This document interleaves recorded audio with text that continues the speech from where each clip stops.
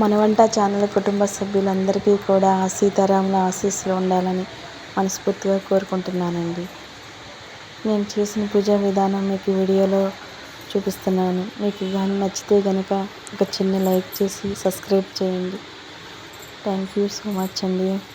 మీ అందరికీ కూడాను విశేషమైన రోజుల్లో ఇలా వేరే పీఠం పెట్టుకుని స్వామివారి పటం పెట్టుకుని ఇలా పూజ చేసుకుంటానండి. నిత్య పూజ మామూలుగా జరిగిపోతుందండి. సపరేట్గా విశేషమైన రోజుల్లో మాత్రం ఇలా చేసుకుంటానండి. నేను మా వారు కలిసి దీపారాధన చేసుకుంటున్నామండి ఆ భగవంతుడి దయ వల్ల. అలాగే స్వామివారికి నైవేద్యంగా ఈరోజు పాయసం, పులిహోర, పానకం, చలిమిడి, వడపప్పు చేశానండి. ఇంకా అంతేనండి. అవన్నీ పెట్టుకుని చక్కగా కొబ్బరికాయ కొట్టుకుని మనస్ఫూర్తిగా హారతి ఇచ్చుకుని దండం పెట్టుకున్నానండి. తర్వాత రామాలయం దగ్గరికి కూడా నేను మా వారు వెళ్ళొచ్చి దండం పెట్టుకున్నామండి. దర్శనం చేసుకుని వచ్చుకున్నాము. బాగా జరిగినాయండి. ఈరోజు ప్రశాంతంగా జరిగింది. ఎందుకంటే ముందు పిల్లలకి క్యారేజీలు పని లేదండి, ఇంటి దగ్గరే ఉన్నారు. హడావుడి ఏమీ లేకుండా ప్రశాంతంగా జరిగిందండి పూజ.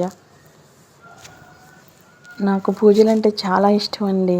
భగవంతుడేనండి నా ధైర్యం. ఇంకా భగవంతుడికి పూజ చేసుకుంటూ అంటే ఎంత ఓపిక లేకపోయినా సరే ఓపిక తెచ్చుకుని మరీ ముందుకుంటానండి. తండ్రి ఈ అవకాశం ఇచ్చినందుకు ఆయనకి ఎంత మనం రుణపడి ఉంటామో కదండి భగవంతుడికి. ఇటువరకు ఇంకా బాగా చేసుకునేదాన్నండి. ఇప్పుడు రాగా కొంచెం ఓపిక తక్కువైంది. ఇంకా పిల్లల సపోర్ట్తో ఈ మాత్రం చేసుకోగలుగుతున్నాను. బాగుందండి. మా పూజ బాగుందా? మీకు కానీ నచ్చితే కనుక మరొక్కసారి అడుగుతున్నానండి, ఒక చిన్న లైక్ చేసి సబ్స్క్రైబ్ చేయండి. థ్యాంక్ యూ సో మచ్ అండి. ఆ సీతారాముల అనుగ్రహం మనందరిపైన ఉండాలని మనస్ఫూర్తిగా కోరుకుంటున్నాను.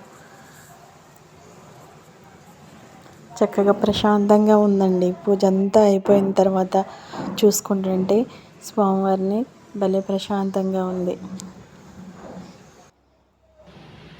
వీడియోస్ చూడండి. నేను చేసిన పూజా విధానం చక్కగా మీకు నచ్చిందని అనుకుంటున్నాను. వీడియోస్ చూడండి. థ్యాంక్ యూ సో మచ్ అండి. మీ అందరికీ మళ్ళీ చెప్తున్నాను.